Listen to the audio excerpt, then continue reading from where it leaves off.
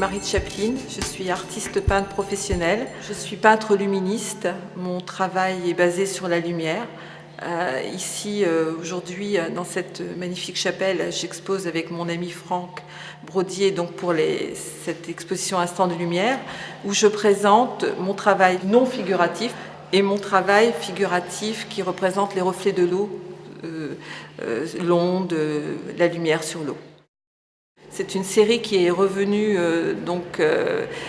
dans ma vie, si j'ose dire, depuis, ça fait une petite année. Et ce travail, pour moi, c'est aussi l'eau, c'est peut-être ce qui calme le feu que j'ai en moi. Et l'eau apaise, c'est un élément que j'adore. Et mon travail aussi est pour sensibiliser le public à l'importance de l'eau, l'importance aussi de l'écologie. L'eau c'est un élément qui devient de plus en plus rare. Il faut faire attention à cette rareté et aussi, donc, peut-être en s'arrêtant devant un tableau, prendre conscience de l'instant présent, de sa fugacité, mais aussi de la fugacité de ce que pourrait être cet élément si on ne prend pas soin de se rendre compte de son importance maintenant, avant qu'il ne soit trop tard.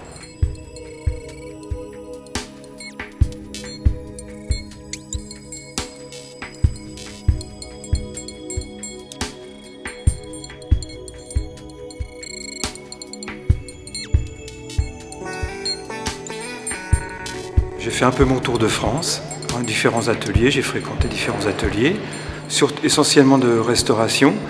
Et puis aujourd'hui, je travaille seul et puis je propose mes propres cartons.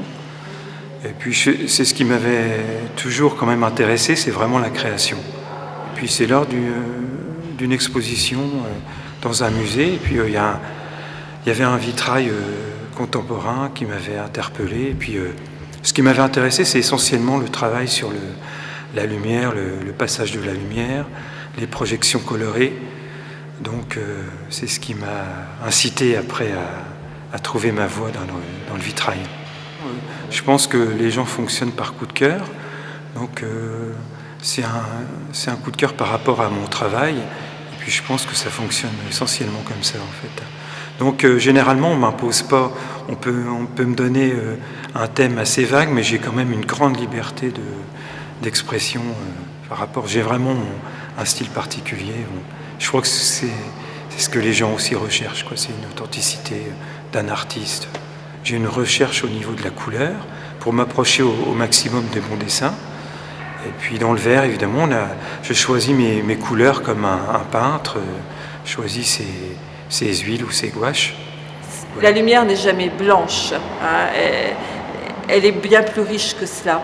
Hein. Donc la mienne est très colorée parce que c'est la lumière qui passe au travers des vitraux, hein, des édifices. Alors quelquefois même mes tableaux peuvent être noirs. J'ai la série des oxymores où on voit, en fait je me sers de l'architecture des carreaux qu'il y a sur le sol et de la lumière qui s'y reflète pour créer, pour recomposer en fait mes toiles. Un jour, il s'est passé un déclic. Ça s'est passé en fait dans la chapelle Sainte-Édith qui se trouve au Bois de Cise, pas très loin d'ici. Et là-bas, je suis entrée et puis il y avait la lumière des vitraux au sol. J'ai été très émue parce que c'était vraiment un spectacle. C'était comme un tapis déroulé devant moi. J'ai pas pu rester insensible à ça et ça a changé beaucoup de choses pour moi parce que du jour au lendemain, je me suis mise à peindre ces reflets. Donc ça a étonné pas mal mon entourage, mais pour moi c'était une chose naturelle. En fait, peut-être que tout ce que j'avais fait jusqu'à ce moment-là, c'était pour faire ça. Ces tableaux, je les appelle des réflexions, en anglais reflection. Le reflet de la lumière, mais aussi la pensée. Hein. La pensée, ce sont des instants où j'entre en moi-même. Cette lumière que je reçois, j'essaie d'être passeuse de lumière au travers de mes toiles. Alors, luministe, peut-être simplement parce que, en fait, tout ce que je mets dans ma peinture, c'est pour faire passer cette lumière. Pas seulement cette lumière matérielle qui donne vie à tout ce qui est autour de nous, mais simplement aussi peut-être le bien-être qu'elle apporte aussi. Je pense que c'est ça.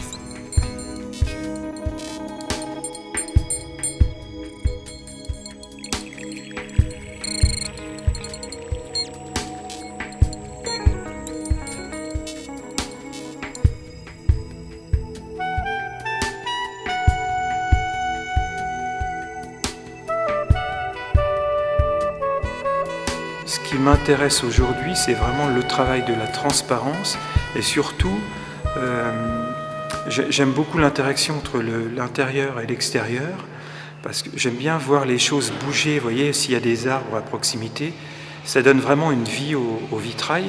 Donc j'aime bien l'échange, l'interaction entre l'intérieur et l'extérieur. Et puis aujourd'hui, j'utilise souvent des verres optiques. Donc c'est une sorte de caméra en fait qui vient capter les images. Et puis il y a ce jeu de couleurs beaucoup plus vivant qu'une grisaille à la limite qui va opacifier. On va se trouver un petit peu enfermé, mais vraiment ce qui m'intéresse c'est la qualité du verre et donner cette...